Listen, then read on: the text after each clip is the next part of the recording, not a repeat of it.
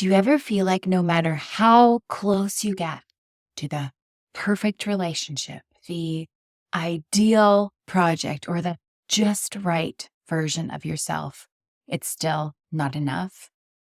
Today, let's meet the perfectionist, the part that chases the dream of perfect but leaves you feeling like you're always falling short.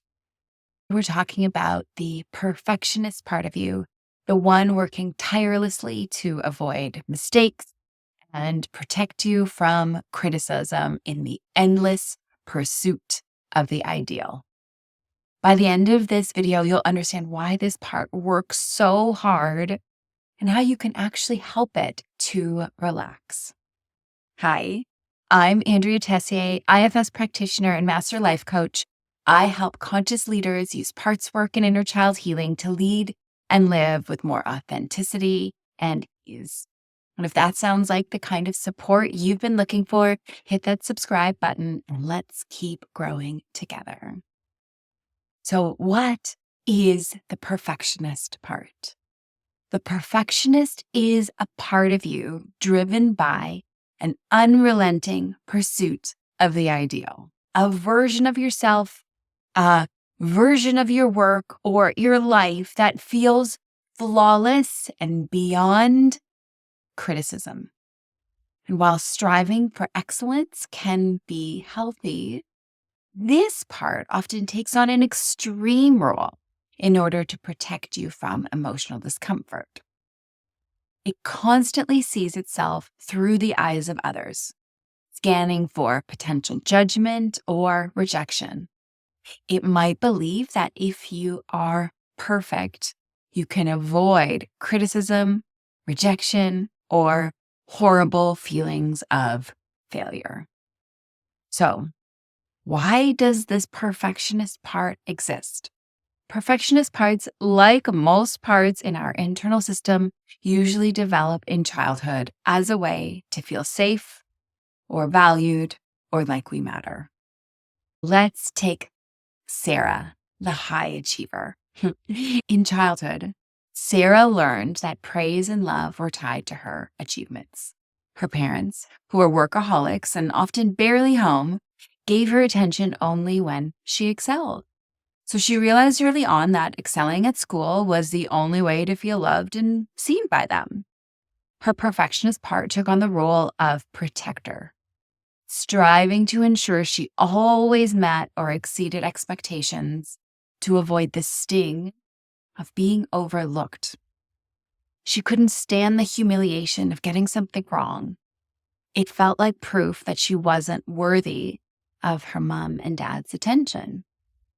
So now, as an adult, Sarah finds herself working late into the night, triple checking everything to avoid the criticism of getting something wrong. Even when she's exhausted, her perfectionist whispers, just one more round of edits. Now take Deb, the peacemaker. Deb grew up in a household filled with tension and conflict. Arguments erupted often, and the mood could shift suddenly. To avoid getting in trouble or being yelled at, Deb learned to walk on eggshells and not make anyone mad. Her perfectionist part developed as a way to prevent chaos. It helped her to be hypervigilant, constantly scanning for anything that could trigger a negative reaction. She made sure every dish was put away, the laundry was folded perfectly, and her words were carefully chosen so she wouldn't accidentally say something disrespectful that could result in a terrifying outburst. Today, Deb leads a nonprofit and feels responsible for everything.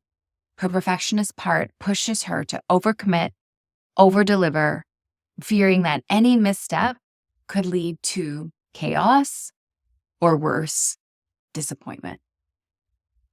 So, what's the goal of the perfectionist? At its core, your perfectionist is trying to protect you from vulnerability, shame, or rejection. It isn't here to hurt you. It's here because it learned long ago that perfection equals safety. One of its main strategies is to proactively get ahead of any potential problem or criticism by ensuring everything is just right.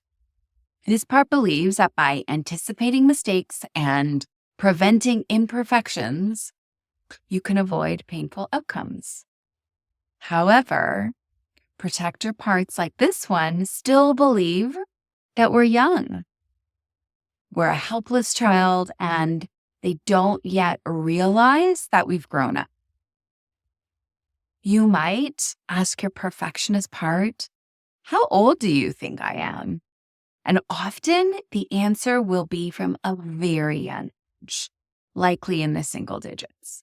When you gently update your parts with the truth that now you are capable and grown and have new resources, this can be a powerful step in helping these parts learn to trust you and start to release their extreme roles.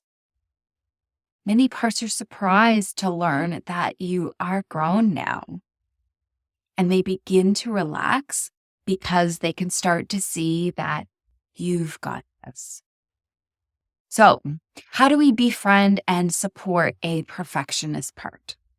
First of all, we have to recognize its intentions as something positive, that there must be a good reason for this. You can say to your perfectionist, "I see you, and I really understand that you're working hard to protect me." And then you can invite in self energy, that calm, compassionate self, holding your perfectionist, offering reassurance. So, some gentle questions that you might ask your perfectionist: what are you afraid would happen if things weren't perfect? How long have you been carrying this role? What would it feel like to take a break? And then after asking these questions, sit quietly and listen to what comes through. And then you can take small and perfect steps. Try taking actions that challenge the need for perfection, like send an email after one review instead of 5, while reassuring your perfectionist part that you're safe and capable. And offer gratitude. You can say, "You've done such an incredible job protecting me.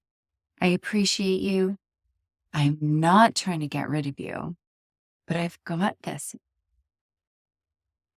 So today, we covered why the perfectionist part works so hard and how it develops as a way to avoid criticism and pain. We also walked through how to offer your perfectionist compassion and invite self-energy to lead. Remember, even a small daily check-in with this part can create massive shifts over time. This work is relational and cumulative. While connecting once can feel great, the trust and transformation built with consistency over time creates lasting results and self-leadership. If this resonated, I would love to hear your thoughts. Drop a comment below. And if you found this helpful, hit like and subscribe for more IFS insights every week. Thank you so much for watching. See you in the next one.